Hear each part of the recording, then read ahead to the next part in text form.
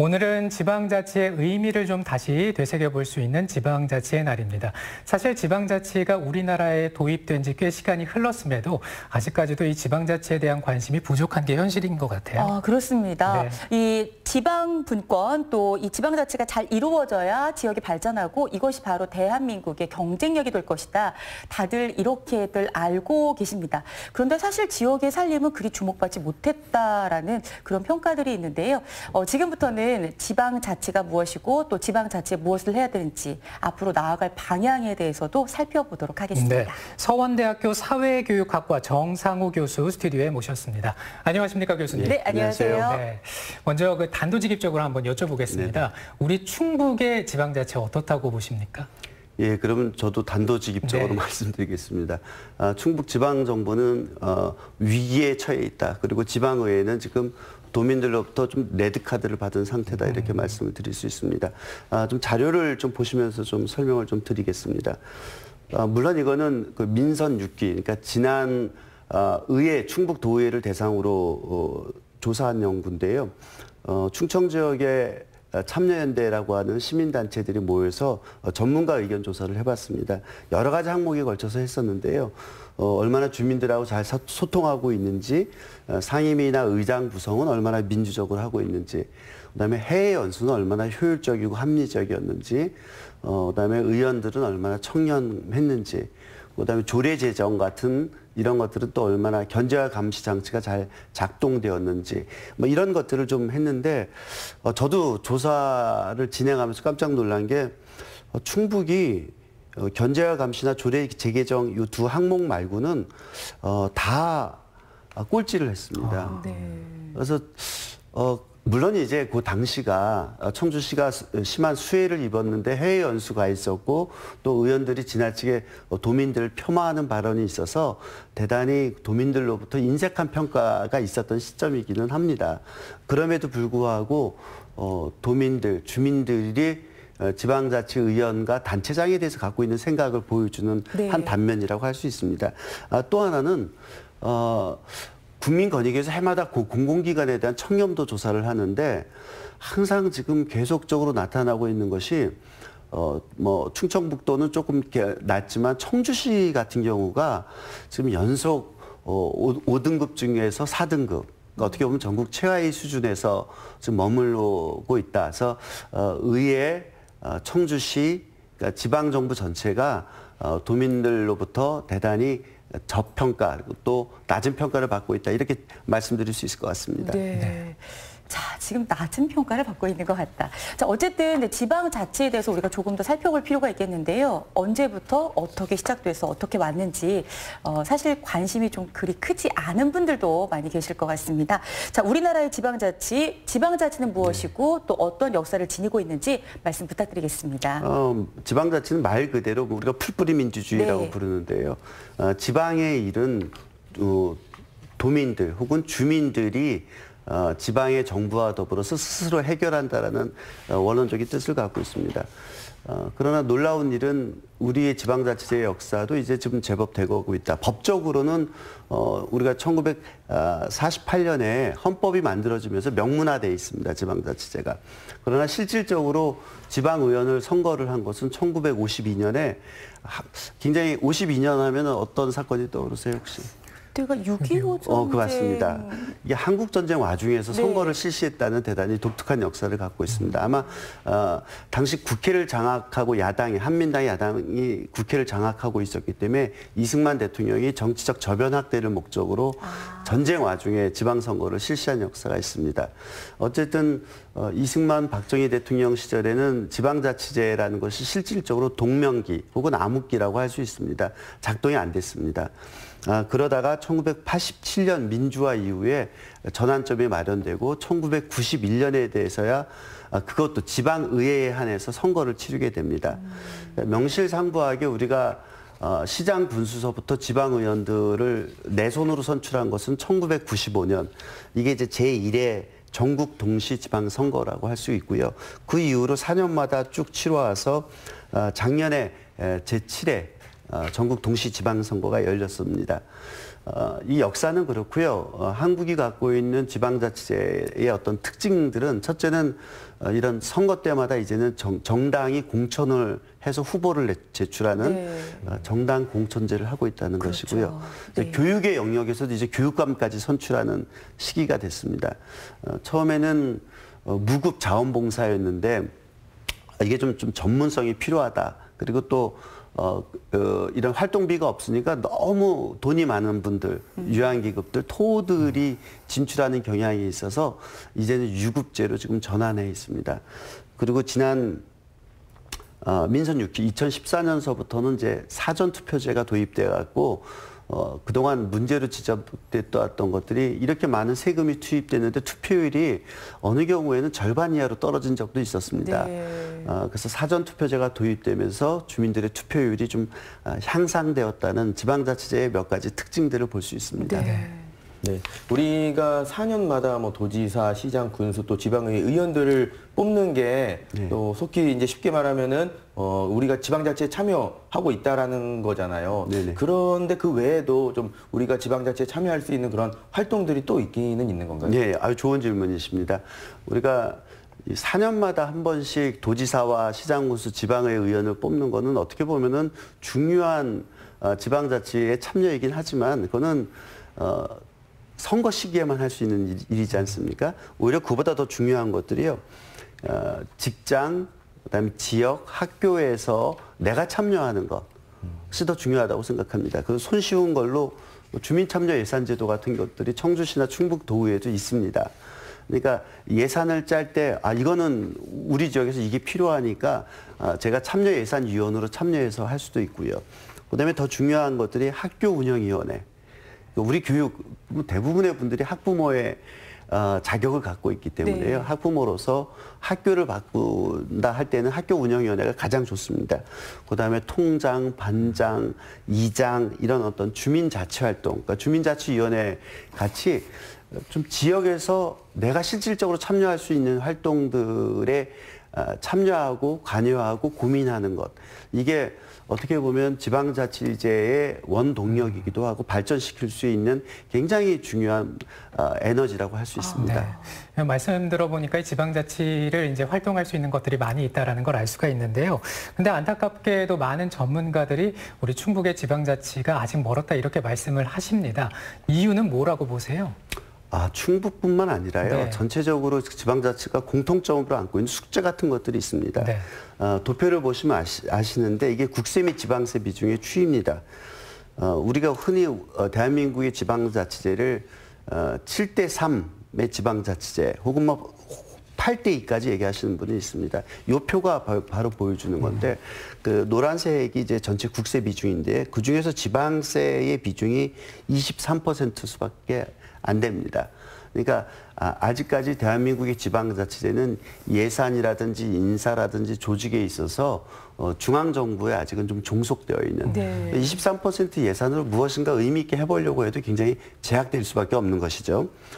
두 번째는 그런 맥락과 더불어서 또 하나가 이제 보여주는 것들이 수도권 인구하고 비율, 그다음 수도권의 집중 정도가 이거는 굉장히 모순적입니다. 왜냐하면 노무현 정부 이후로 끊임없이 혁신도시를 얘기했고 행정수도 이전도 얘기가 나왔고 굉장히 많은 조치들이 있었는데 결과적으로는 오히려 저게 인구가 수도권의 절반이 산다는 것보다 더 중요한 거는 저는 수도권에 있는 공장들은 IT를 비롯한 고부가 가치 산업이 집중되어 있고 지금 대학도 오히려 지방대와 수도권의 대학의 격차가 더 벌어지고 있습니다. 과거보다 사실 실제 그런 양상이거든요. 그렇죠. 그러니까 정책은 또 예산을 엄청나게 투하했는데 실질적으로 도민들이 지방에 살면서 느끼는 편차와 차별은 더 심해졌다는 거죠. 가장 중요한 게 이제 병원 같은 것들인데 옛날에는 지방대학 거점 병원들 또 대학도 그렇고 국립대학들이 꽤 좋았습니다. 지역에 인재가 가는.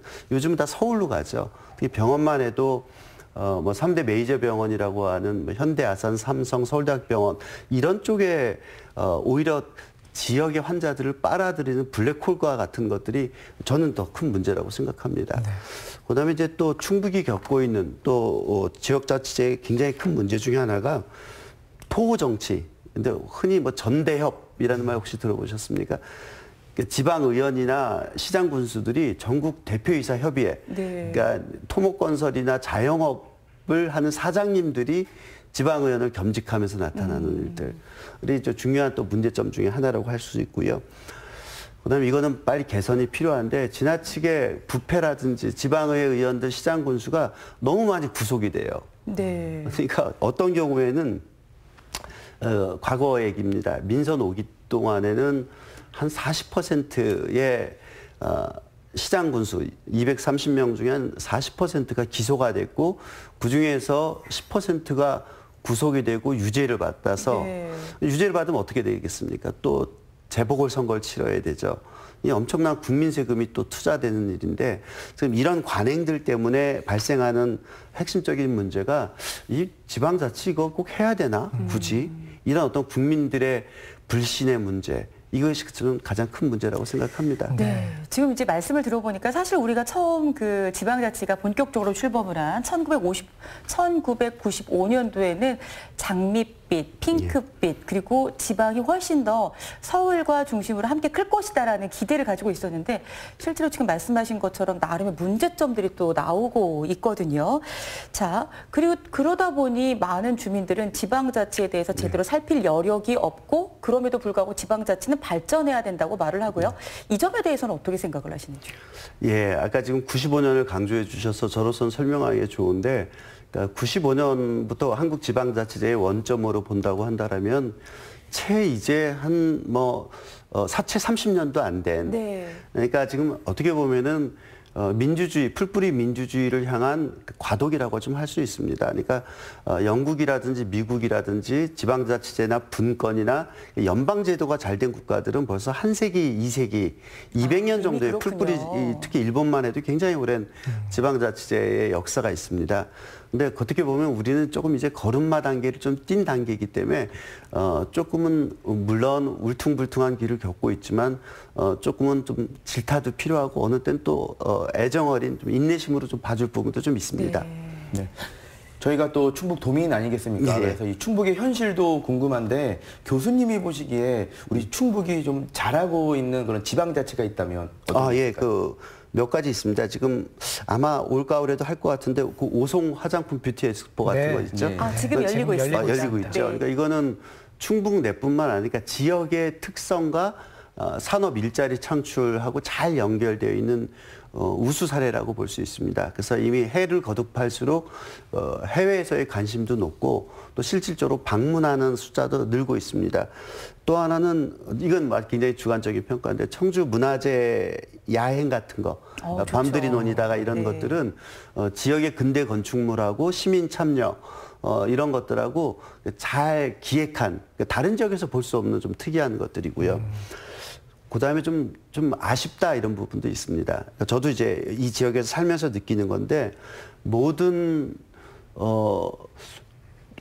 충북도를 비롯해서 모든 행정기관이 경제 우선주의, 경제 제일주의 이런 거에 빠져 있다 보니까 좀 색깔이 좀 없는 듯한 느낌들이 있습니다. 그리고 너무 도시가 특히 이제 청주 지역이 요즘 좀 심각한데 아파트 도시. 네. 그러니까 이쪽으로 지금 너무 좀 빠져 있어갖고 지방자치제는 굉장히 지역의 특색들, 도시의 특색들 이런 것들이 잘 나타나야 되는데 그런 것이 좀 묻힌다는 점에서는 좀 대단히 아쉽고 네. 세계 무예 마스터십 같은 것들은 좀 주민 참여, 주민들의 이야기 이런 것들을 통해 갖고 좀 개선할 점들이 좀 있지 않나 이런 점에서 좀 아쉽습니다. 네. 네. 자, 이제 그렇다면은 외국의 사례도 살짝 궁금하거든요. 이 지방자치가 좀 효과적으로 또 효율적으로 자리 잡은 그런 사례가 있나요?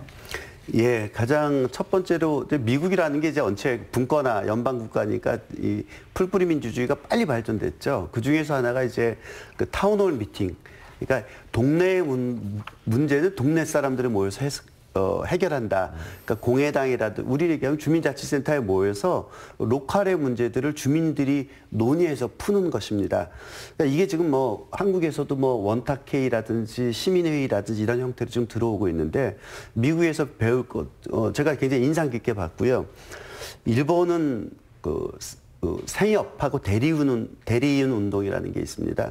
그러니까 일본은 오래전부터 그 생활협동조합이 굉장히 발전됐는데, 그러니까 이분들이 이제 더 이상 맨날 그 직업적인 정치인들, 지방의원들 부패하고 이런 거 참다 못해서 이분들이 실제 지방의 의원으로 대거 출마를 하고 당선이 돼서 지역의 운동을 좀 바꾸는, 그 일본의 생협과 대리인 운동은 우리도 좀 모델이 될 수 있다. 그다음에 가장 재미있는 거는 역시 스위스의 란치 게마인데라고, 아까도 제가 오늘 청주에서 보니까 그 오송인가요, 오청인가요? 그 쓰레기 소각장 문제 같은 것 때문에 굉장히 오창, 시끄럽죠. 네. 오창에서. 네, 스위스에서도 란치 게마인데에서는 1년에 한 번씩 이런 문제를 다 모읍니다. 그리고 그 전에 설명을 하고 주민들이 광장에 모여서 직접 투표를 해요. 물론 이제 지역이 작고 인구가 적은 국가라서 가능하긴 하지만 이것들은 우리가 그래도 모델로서 차용할 수 있는 좋은 사례라고 생각합니다. 네.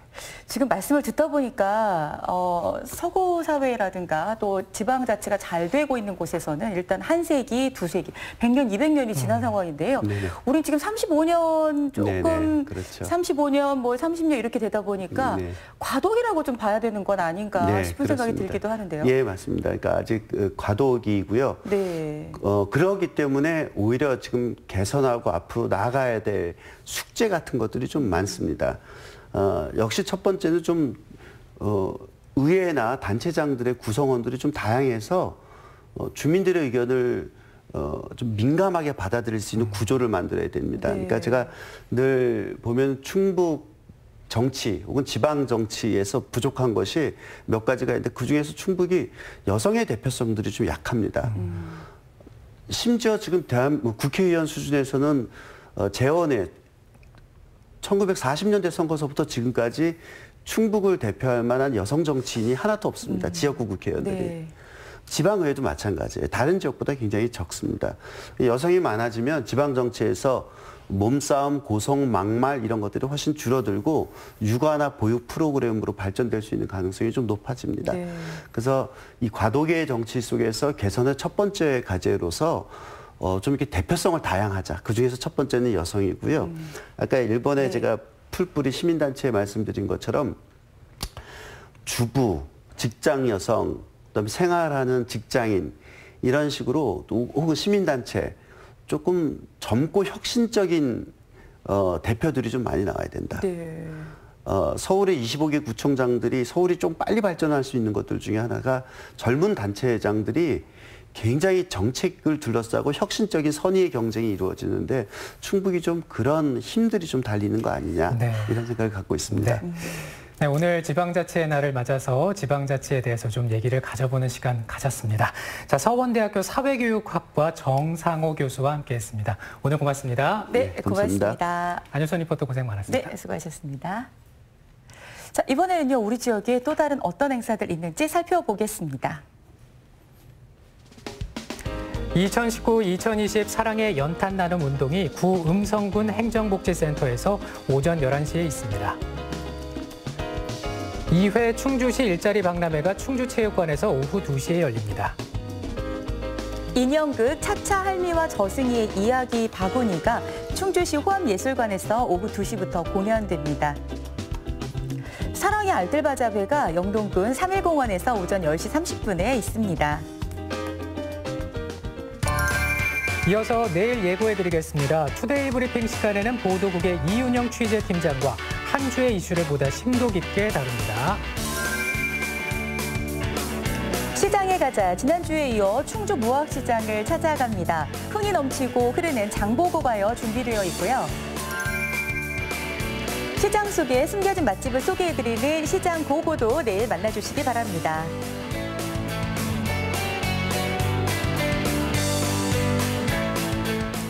가을을 맞아서 단풍 보러 여행 떠나시는 분들 많은데요. 근데 뭐 교통수단 이용하잖아요. 뭐 자동차나 배, 비행기 이런 걸 탈 때마다 멀미 때문에 힘드셨다면 지금 한번 집중해 주시기 바랍니다. 네. 그 탑승의 위치가 중요하다는 거죠. 네.